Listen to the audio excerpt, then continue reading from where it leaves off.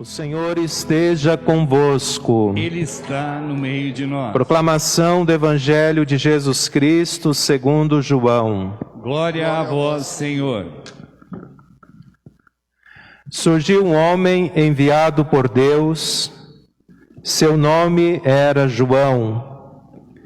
Ele veio como testemunha para dar testemunho da luz, para que todos chegassem à fé por meio dele. Ele não era a luz, mas veio para dar testemunho da luz. Este foi o testemunho de João, quando os judeus enviaram de Jerusalém sacerdotes e levitas para perguntar: quem és tu? João confessou e não negou. Confessou: eu não sou o Messias. Eles perguntaram: quem és então? És tu Elias? João respondeu: não sou. Eles perguntaram: és o profeta? Ele respondeu: não. Perguntaram então: quem és afinal? Temos de levar uma resposta para aqueles que nos enviaram. Que dizes de ti mesmo? João declarou: eu sou a voz que grita no deserto, aplanai o caminho do Senhor, conforme disse o profeta Isaías. Ora, os que tinham sido enviados pertenciam aos fariseus e perguntaram: por que então andas batizando, se não és o Messias, nem Elias, nem o profeta? João respondeu: eu batizo com água, mas no meio de vós está aquele que vós não conheceis, o que vem depois de mim. Eu não mereço desamarrar a correia de suas sandálias.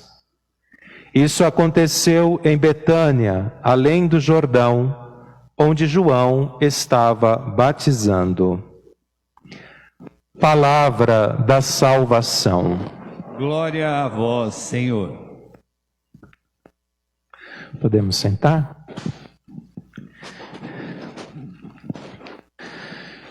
Queridos irmãos e irmãs, hoje na liturgia nós celebramos o chamado Domingo Gaudete, o Domingo da Alegria.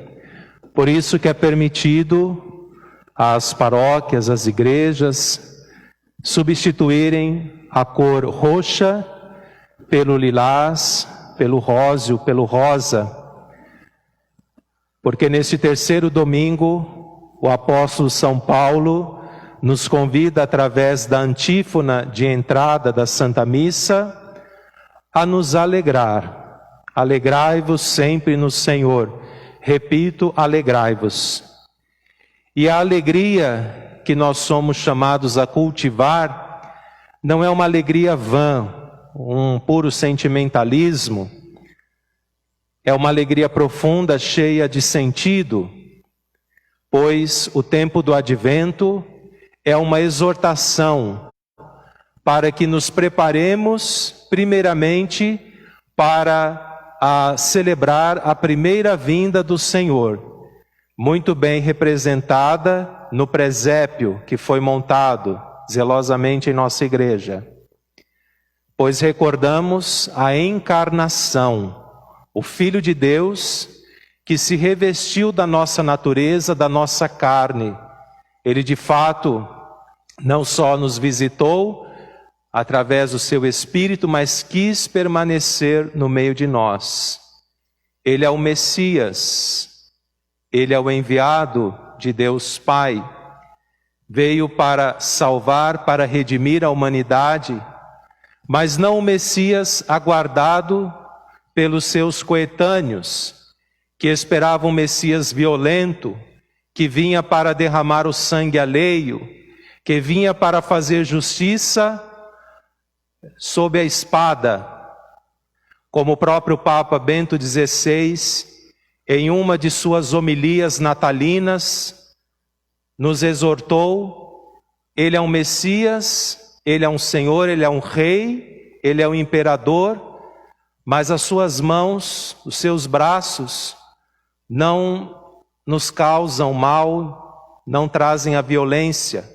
Os seus braços estão bem abertos, como mais tarde, 30 anos depois, estarão abertos, pregados na cruz, para acolher, para salvar, redimir a humanidade. Ele sabe que nós temos temor, medo do poder, da força de Deus.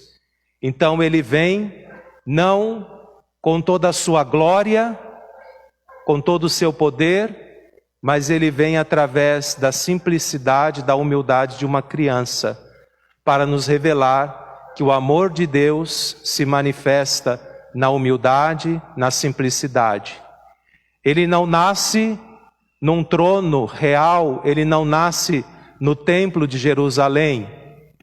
A priori, os magos vão ao encontro do rei que nasceu no templo de Herodes. Mas ele não nasceu neste templo, ele não é esse tipo de rei. Então a estrela conduz até o presépio no meio dos animais, e ali está uma criança toda revestida, toda iluminada pela glória de Deus. O Senhor se manifesta na simplicidade.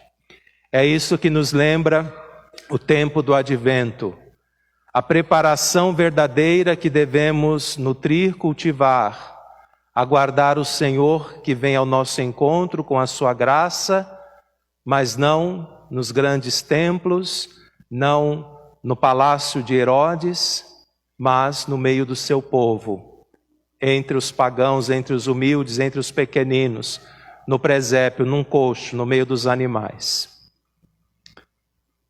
Mas também o advento nos remete para o futuro, pois aguardamos a segunda vinda, a vinda gloriosa, aquilo que a teologia vai chamar de parousia, ou seja, a manifestação do Filho do Homem, quando Ele vier cheio de glória e poder para nos levar consigo.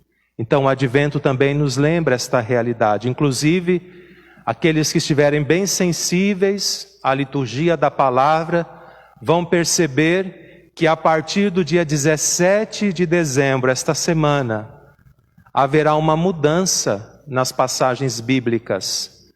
Nós passaremos a ouvir, até agora, na preparação futura. Agora, depois do dia 17 de dezembro, nós ouviremos passagens evangélicas que falam do anúncio do anjo a Zacarias, a Maria, a José em sonho. Já ouviremos os evangelhos que falam do nascimento de João Batista, o nascimento do Filho de Deus, nosso Senhor Jesus Cristo, a sua infância. Justamente para mostrar que até no tempo do advento existem esses dois momentos que ressaltam as duas vindas do Senhor, a primeira e a última. Mas neste interim, neste intervalo, o Senhor também nos visita. O Senhor também vem ao nosso encontro.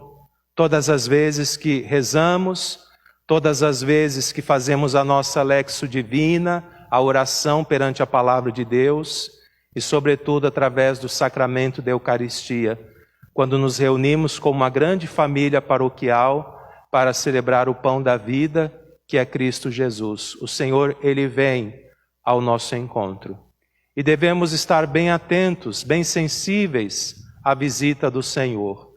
Santo Agostinho, bispo de Hipona, doutor da igreja, ele diz: temo o Cristo que passa. Como que se ele dissesse que tinha medo da graça de Deus passar em vão em sua vida. Que nós não percamos a graça de Deus, que não tenhamos os nossos ouvidos tapados por causa do barulho, da agitação do mundo, mas que nos concentremos de fato ao essencial. São Paulo, aos Tessalonicenses hoje, ele nos diz que o cristão, o homem sábio, o homem de valor, ele examina tudo, ele contempla tudo e ele procura ficar com o que é bom. Assim também é em nossa caminhada. devemos analisar tudo, prescrutar tudo, contemplar todas as coisas, ouvir a todos, mas ficar somente com aquilo que edifica, com aquilo que é o essencial, que é o fundamental. Não podemos trocar o fundamental, o essencial, o mais importante, pelo periférico, pelo acidente, pelo contingencial. Amados irmãos, hoje nós ouvimos na primeira leitura o profeta Isaías trazer uma esperança para o povo que está retornando do cativeiro. Trata-se do terceiro Isaías. O povo já está voltando para a Terra Santa, retomando a sua caminhada, retomando a sua vida após longos anos no cativeiro. E o profeta então traz esta esperança, esta luz para os seus irmãos. E ele, como oráculo do Senhor, diz: o Espírito do Senhor está sobre mim, porque Ele me ungiu, Ele me consagrou para enviar a boa nova aos humildes, curar as feridas da alma, pregar a redenção para os cativos e a liberdade para os que estão presos, e para proclamar o tempo da graça do Senhor. Estas palavras que o profeta anunciou se concretizarão 500 anos depois. Após o seu batismo, repleto, consagrado pelo Espírito Santo, o Espírito veio em forma de pomba sobre Jesus, e uma voz do alto, a voz do Pai, disse: eis meu Filho muito amado. Esta realidade também acontece conosco no dia do nosso batismo, quando o sacerdote diz: eu te batizo em nome do Pai, do Filho e do Espírito Santo. É o próprio Cristo quem nos batiza através das mãos do sacerdote. E assim como o Senhor é o eleito, é o escolhido, consagrado, naquele momento nós também somos escolhidos por Deus como seus filhos amados. E como Cristo foi ungido pelo bálsamo do alto, como Cristo foi ungido pelo Espírito Santo consagrado, se tornou de fato crismado, nós também somos ungidos na fronte, para sempre lembrar que nós somos um povo sacerdotal, profético e régio, que o Espírito do Senhor também, pela graça de Deus, está sobre nós, para que nós também exercitamos este programa, este plano pastoral de Cristo. Então Jesus, após o batismo, repleto do Espírito Santo, ele vai para a sinagoga. E lá ele pega o pergaminho, o rolo com a Sagrada Escritura, com a passagem bíblica, justamente esta parte, capítulo 61 do profeta Isaías. E Jesus então concretiza esta profecia e ele acrescenta no final esta frase, esta palavra: hoje se cumpriu esta palavra que vocês acabaram de ouvir. Então é ele de fato este ungido, este Cristo, este homem que foi consagrado pelo Espírito Santo para levar a boa nova aos humildes.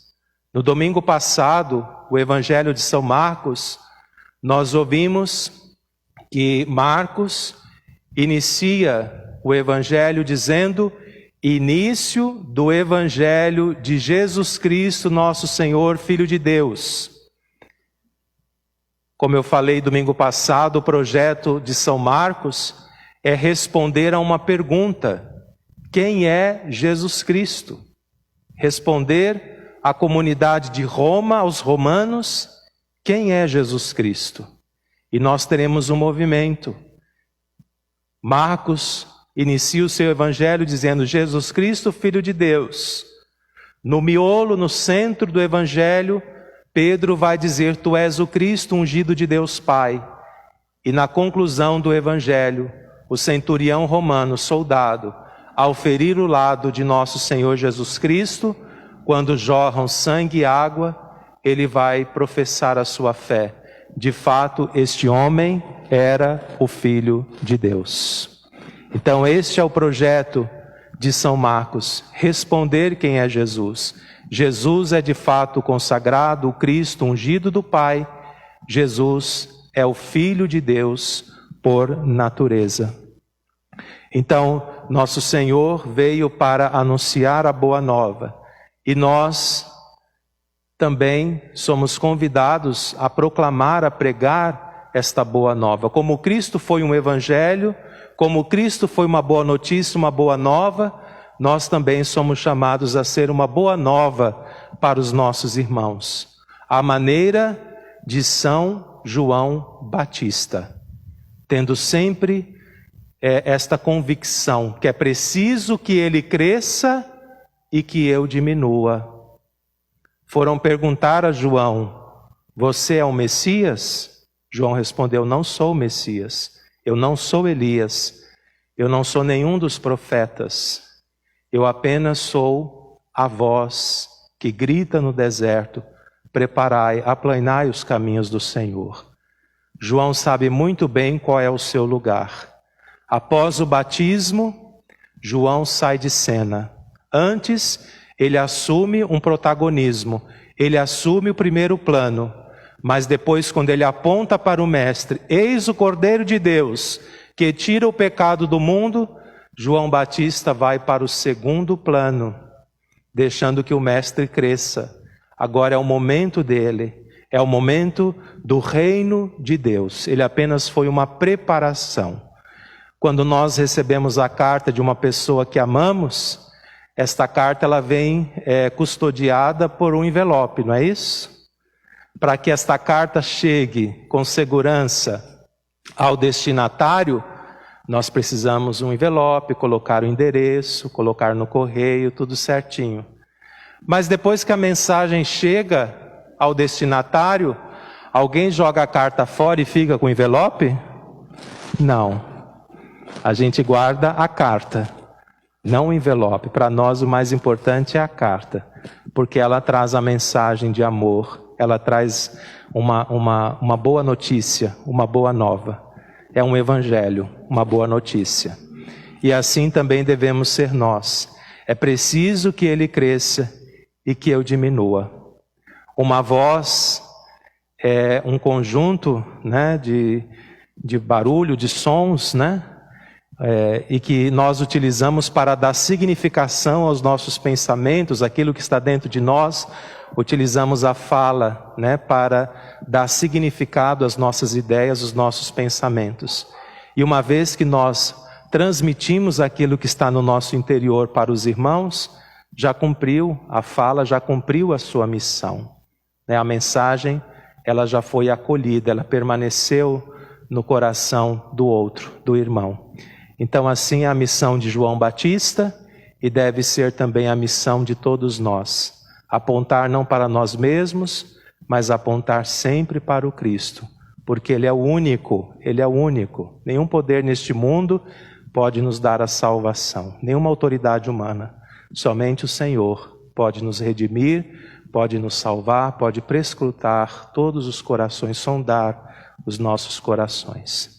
Peçamos, amados irmãos e irmãs, nesta Eucaristia, a graça de sermos também a voz que grita no deserto, a voz que proclama o verbo, que proclama a palavra, o Logos eterno do Pai. Logos é palavra em grego, né?